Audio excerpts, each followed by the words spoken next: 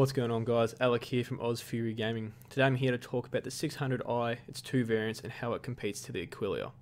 So to start us off with, I've got some beautiful eye candy thanks to the ship stats page on the RSI website, showing off the many different lines and beautiful pieces that build the ship together. The cockpit there has a really nice wide angle, showing off the 3 seats that are available, which I imagine would be the pilot, co-pilot, and the captain. Leading down from some steps there, I imagine there could either be other containers or lockers, followed by this doorway which would lead to this hallway. Now obviously this is all theory crafting. I haven't actually seen or been able to make out in the 3D viewer on how the ship comes together. Now I believe this hallway would lead down, and left and right would have these 2 rooms where these people are standing, and then would lead to the rear of the ship where the modularity comes into play. On the luxury variant, I imagine we'll be seeing something similar to this, which will be this beautifully aesthetic room where we have a bar, a nice lounging area, followed by some really nice holographic looks, as well as a beautiful pool table sitting down the bottom there. So really a nice sort of baller sort of look. Now, obviously for those who want to go exploring, I believe this section would be switched out for the exploration module, which would house our rover, as well as more space for storage in it. Now, I'm also curious to know what other parts of the module brings, as well as like scanners and other bits and pieces, like more fuel tanks too. Here we have some aesthetic lines from the intake for the engines. Also noting too that there are 4 engines, as you can tell by this engine trail here. Such a beautiful looking ship, and I really look forward to getting my hands on it, because yes, I have actually bought both. So, what does this ship entail? Well, it's got 3 size 5 guns, 1 on top of the cockpit and 1 in either wing, as well as 4 by size 3 missile pylons, 2 by size 2 weapons on the turret which sits on the rear, and then also 4 size 2 engines with 12 maneuvering thrusters with 2 booster thrusters, whatever that's going to be using for, and then also we're going to be seeing either 16 or 36 units of cargo, 62 meters long, and quite a heavyish vessel. Now, compared to the Aquila, which has a size 6 power plant, by the way, as the 600 only has a size 3. Now, these stats aren't exactly up to date either, judging by the fact there's 134 cargo units, and both can take a rover, so I don't know how that works out. So what we'll do is, I want to bring up the 3D viewer and show you guys that where the guns sit. So that's those size 5 guns sitting in the front and on either side of the ship in the wings. Followed up by those 4 by size 3 pylon mount missiles. So there they are 2 aside as well. Now on the rear there we can see that turret. And like I said, 2 by size 2 missiles sitting on the rear. But none of the guns or missiles have been confirmed what this vessel will come standard with. Now, definite weakness of the ship is probably going to be the underbelly of it, but looking at it too and how it's thrusting and how it moves about, I'd say that this ship would have excellent maneuverability and it's going to be sort of relying on its shield a lot to stay alive. So pricing wise, guys, what do we got? Well, the Warbond variant, which is cash only, like you have to buy it, you can't melt ships, is $375 and comes with naming privileges, whilst the luxury edition, which is the non-Warbond variant, is $400 US. Standard. This is from Australia, but obviously no naming privilege, and the same goes for the Explorer edition.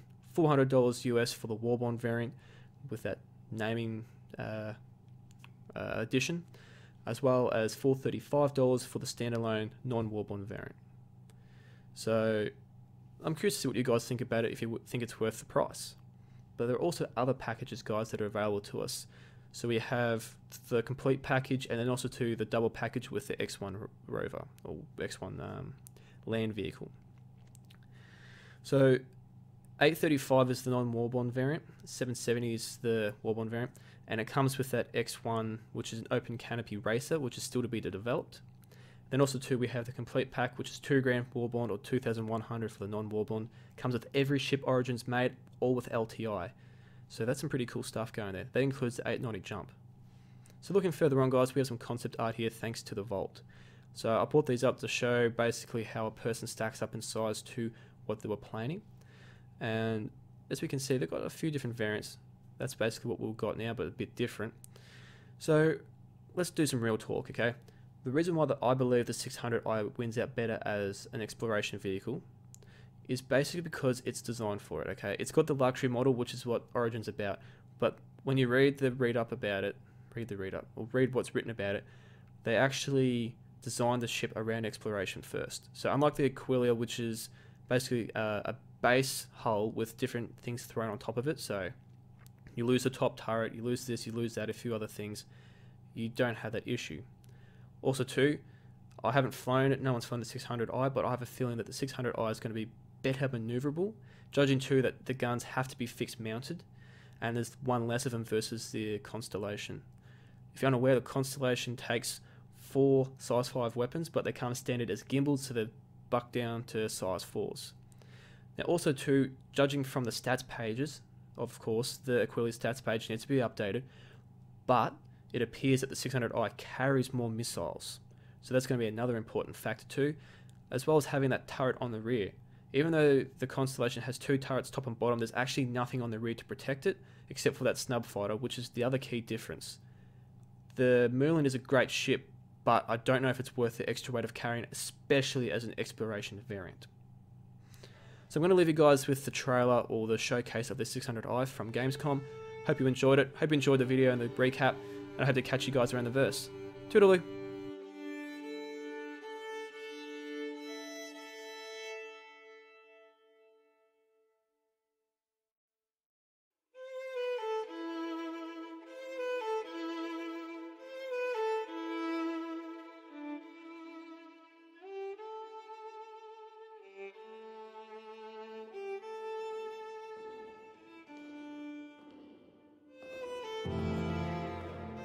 What does it take to build a symphony? It takes a blueprint. 4 movements that will dictate key, tempo, and the arrangement of musical notes that will create harmonies, melodies.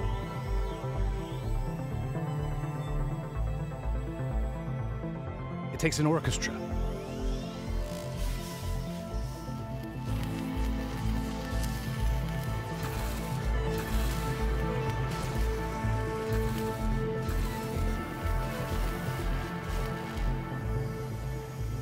Master technicians of their craft, working in perfect unity to transform notes into sound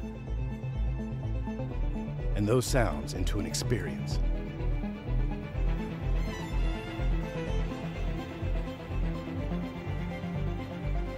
But most of all, it takes emotion.